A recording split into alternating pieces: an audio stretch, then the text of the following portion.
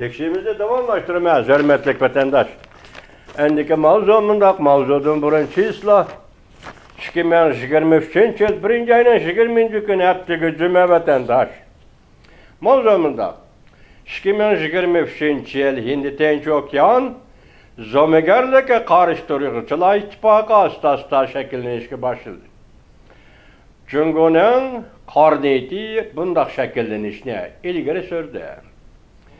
Yavuzluk, keçirin.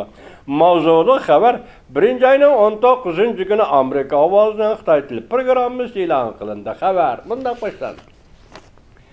Washington 2023 yıl başlanış milelle Amerika Yaponiya devlet rehberleri Washington'da uçuruşup hemkarlıkta küçeytişke, Cungo'ga ortakta kabul turuşka qasamiyat kıldı. Oxşaşlı bir vaqtda Amerika ve başka Asiyadaki ittifaqlaş devletler Koriya, Filipin hem de Hindistan bilen bolgan münasibetler 2023 yılı bargan siri kudret tapıdağan boldu. Tahlilçiler mundaq tahlil qıldı. Mənim məndən eytqan Hindi Tinç Okyanı rayını zomigerlikə qarışdırış ittifaqı şəkillenib boldu. Amerika Devlet Müdafiə Ministerliği Yardımcı Ministeri 2018 yıl Devlet Müdafiə Stratejilik Dokulatının tüncü abduri Elbridge Colby Amerika Avaz Radyosu'na mundaq dedi. Zomigerlikə karıştırış ittifakı resmi şekillendi. Bazı cihet o allaqaçan mevcut. Colby misal keltirip mundaq ko'rsatdi. Amerika Hindistan münasibetinin cho'nqurlashganligi ikki davlatning Jungoning davlat kuchi va harakatlaridan ansirganligining ifodasidir. Prezident Joe Biden 1. ayının 13. günü Yaponiyanın vaziri Fumio Kishida bilen görüşkende Yaponiya devlet müdafiyasına ait siyaset zor özgürlük bolganlığını kollaydıganlığını bildirdi. Sözüldük ki, bire Yaponiyanın düşman lagerine hücum kılış iktidarını koyuvetiş ya getildiriş. İkincisi, Yaponiyanın harbiy xarajatını aşırışını kollaş ve yetildiriş. 3 parça ücret. Hemisi Yaponiya, Amerika ortak Jungo'ga takabül duruş. Siyaset özgürlük bolganlığını kollaydıganlığını bildirdi. Yaponiyada devlet müdafiə siyasette özgürlük bolganlığı sebeple bunu Amerika Koşmuş Ştatlarının prezidenti Joe Biden kollaydıganlığını bildirdi ve mundaq dedi.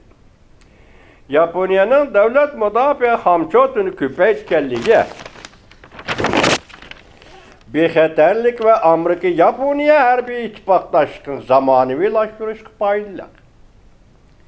Yine bir haber vatandaş.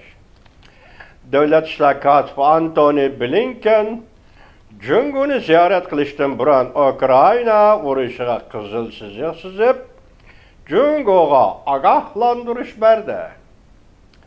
Mavzula haber 1. ayının 20. günü Amerika Avazı'nın Xitay tili programı ilan kılındı haber. Mundaq başlandı. Amerika Koşmuş Ştatları Devlet Mahkemesi Devlet İşleri Katibi Antony Blinken keler ayının 5'inde Jungo'nu ziyaret kılıştan burun Amerika Jungo tarafı Washington'un kızıl çizgini tapşırdı. Amerika agahlandırıp mundaq dedi. Rusya-Ukrayna vuruşu jarayonida Jungo Rusyani amaliy ve bexatar yordamlar bilan ta'minlamasligi kerak. Haftaning 2. günü Amerikada Jungo ishlariga mas'ul yordamchi davlat mudofaa ministeri Michael Chess 1. ayının 17. günü Jungo'nun Merkez Harbiy İşler Komiteti Harbiy Hamkorlik Komitetining mudiri Shun Yanchao bilan suhbat o'tkazdi.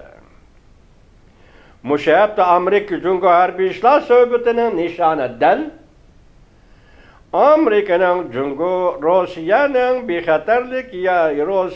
bexatarlik yordami berish tələpleriga javob qaytarish uchun har qanday qaror elish paytlariga to'g'ri keldi. Demak, Rossiya Jungo'ning yordam berishini talab qildi. Bu to'g'rida Jungo Kompartiyasi qaror elish kerak. Dal shu paytga hozir Amerika Qo'shma Shtatlari davlat ishlar katibi Antony Blinkenning Beijingni ziyorat qilishi, Beijingni ziyorat qilishdan burun Amerika Qo'shma Shtatlari davlat mahkamasining bayonot e'lon qilib, Ukraina masalasiga munosabatli holda Jungo'ga ogohlantirish berishi dal mushu paytga to'g'ri keldi deydi vatandosh. Amerika Qo'shma Shtatlarining bu nafar amaldori Rossiya transport aeroplanlarining bir qancha qatim Jungo'ni ziyorat qilganligi to'g'risidagi xabarlarga diqqat qilgan edi va diqqat qilganligini bildirdi. Demak, orliqda Rossiyaning harbiy transport aeroplanlari Beijingga tushdi degan gap. Bu yerda chatoq bor, bu yerda o'yin bor degan gap. Shunga Amerika Qo'shma Shtatlari endi jiddiy holda ogohlantirish. O'shani jig'bal. Bayonotchi Ned Price, Amerika Qo'shma Shtatlari davlat mahkamasining bayonotchisi Ned Price, agar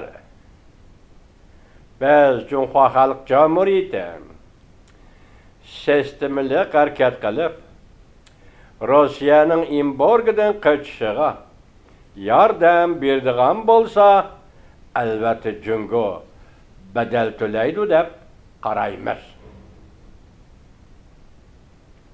Rossiyaga yordam beradigan bo'lsa, Rossiyaning g'arbning embargosidan qutulib chiqishiga Jungo yordam beradigan bo'lsa, albatta biz bu to'g'rida Jungo eg'ir badal to'laydi deb qaraymiz.